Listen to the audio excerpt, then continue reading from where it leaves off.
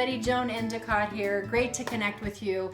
You know, I am so excited to get to talk with you about attitude because it's one of the most important topics I'm asked to talk about. Universally around the globe, people will agree when I ask audiences, how many of you believe attitude is 90% of life? Up go the hands. And then I say, how many of you 90% of the time have the attitude that you want to have? Down go the hands. And how many of you have tools or techniques or skills that you refer to when your attitude isn't what you want it to be in order to get it back on track? Very few hands go up. So the reality is we might know something is important, but until we get specific tools or techniques to help us move the needle when it's not where we want it to be, we're just really not any better off, are we? So one of my favorite quotes, actually, I loved it so much I put it in my book. It's by Herm Albright, who said, "A positive attitude will not solve all your problems, but it will annoy enough people to make it well worth the effort." Isn't that true? When you have a good attitude and the people around you who are choosing to embrace a not so good attitude, they don't really like to hear from you all the things that you feel happy about or glad about, do they? But what we want to do is make sure we're just in control of how we respond, because the reality is life is 10% what happens to me and 90% how I react to it, as Chuck Swindoll says. Before I give you the tool, though, I wanted to share with you a very personal thing that happened even just today to me. My sweet father-in-law, who's 87 years old, has had some health challenges recently, and he had surgery a couple days ago, and he was pretty down today. He was just feeling a bit overwhelmed by the journey that he still has ahead of him for healing.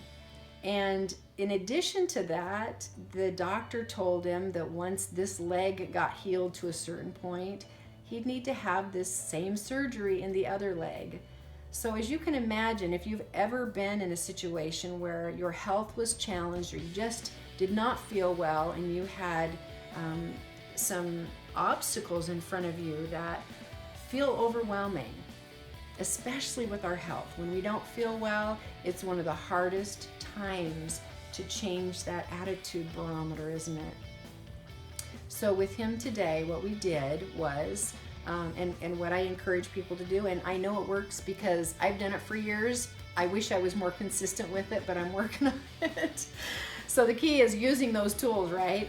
So I happen to have my I Get To wristband, but you can use anything. You can use a rubber band or whatever. But sometimes when we do something physical to change a mental, a mindset or a habit that we've gotten into, that helps us to change it. So if, for example, you have a rubber band or an I Get To wristband and you're tempted to be complaining or griping or grumbling about something, and you catch yourself and you take that off of one wrist, and then you say, actually, I have so much to be grateful for.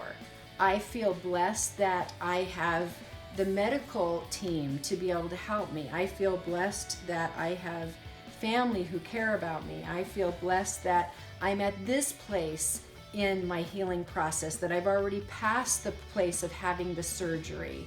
And just looking then and starting to list all the things that you're glad about, as my father-in-law did today, and thinking about all the things that he had to just be so grateful for.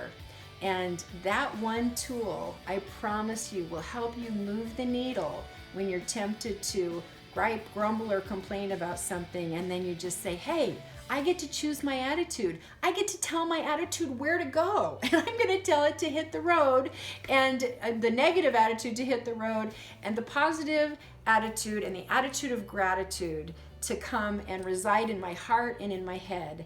And the truth is, a great attitude starts with gratitude. A great attitude starts with gratitude. So I hope that serves you well. Until next time, God bless.